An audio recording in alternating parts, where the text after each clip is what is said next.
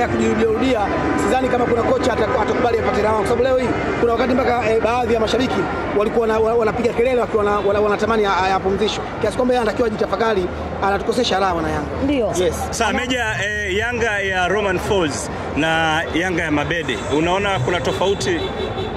No changes, kwa sababu kwa maana ya muda kocha huwa hawezi kufanya mabadiliko kwa kipindi kifupi ambacho Mabede amepata. Kilichotokea leo ni morali, ndio wachezaji wamecheza, lakini sio kama kuna mabadiliko. Mimi binafsi siona mabadiliko aina yote.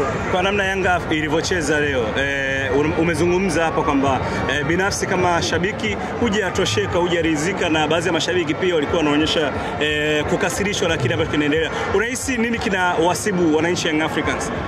Sijui kinachowasibu nini, ila kocha ameondoka, amekuja kwa maana ya kaimu kocha.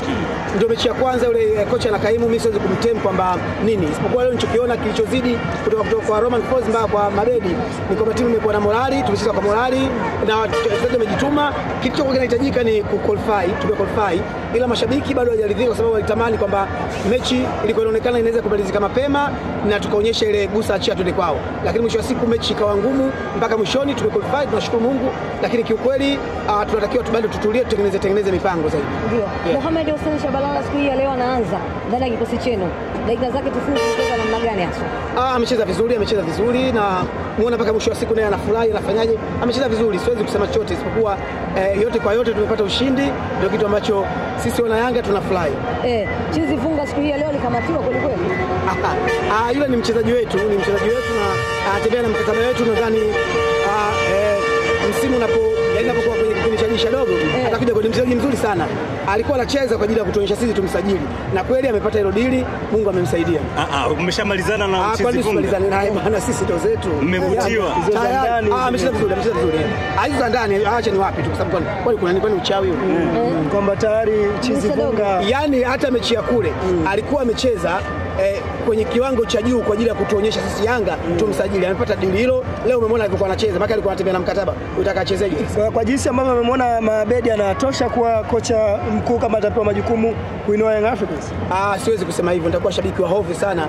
Kocha amepewa mechi moja na hajapata muda mrefu ukasema anafaa au hafai. Siwezi kuwa, yani no comment. Lakini wewe unaonaje Meja? Siwezi kuona kitu, mpira sio kama unaweka chumvi kwenye chakula. Wewe labda unaonaje? Wewe watu wamekuwa na mashaka naye kutokana na nioji, mimi sio watu. Una wasiwasi naye? Sina, nakwambia mimi nazungumza, au nataka nizungumze kishabiki au nataka nizungumze wewe kama Meja? Mimi kama mimi ninachojua mpira wa miguu, huwa kocha hawezi kupewa muda mchache wa wiki moja wiki mbili akabadilisha mpira. Ninachojua mimi kocha anatakiwa apewe season, wakati mwingine hata season 2 au 3 ili aweze kubadilisha. Lakini kama nyinyi mmemwona anafaa sawa, kama mmemwona hafai sawa, lakini yeye tulipotambulishwa sisi na uongozi wa Yanga kama caretaker. Kwa hiyo naamini Yanga wanamleta kocha mwingine na watamtambulisha hivi karibuni. Ndio ninachokijua mimi. Sasa ukisema anafaa au hafai, maana sasa wewe unampigia chapuo huyu awe kocha mkuu, alafu kocha mkuu anaikuja, sio nataka kumpe kazi gani? Sasa Pacome Peodo Zouzoua ameonekana akiwa kwenye performance ya hali ya juu. Unazungumziaje hilo Nabii Meja? Pacome sio leo tu. Yaani kiukweli hawa Silver Striker leo walikuwa wamekuja kumshangaa mchezaji ambaye kwenye World Cup, yani kwa maana ya anaenda peke yake. Kwa walikuwa wanashangaa Bleach, wanashangaa namna anavyocheza.